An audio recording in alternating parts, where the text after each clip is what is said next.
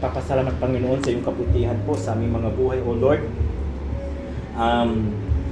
Patuloy kaming humihingi ng pasasalamat, Panginoon, sa iyong kabutihan sa araw-araw po namin na pamumuhay, Panginoon, na nararamdaman po namin ang iyong presensya, O Lord.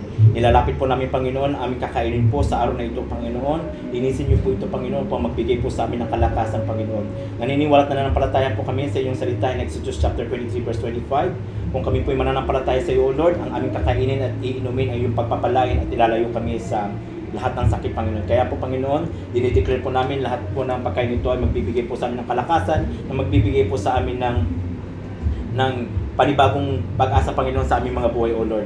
At the same time po, Panginoon, i-bless nyo rin po, Panginoon, ang mga nag-share po nito, O Lord. Kayo na po magbigay po ng pagpapala, Panginoon, biyaya po na kailangan po nila sa kanilang buhay, extension po nila sa pamilya na iniwan po nila sa Pilipinas, Panginoon. Maraming salamat po sa lahat, sa iyo lahat ng papuri at pagsamba. In Jesus' name we pray. Amen. Amen. Tayo.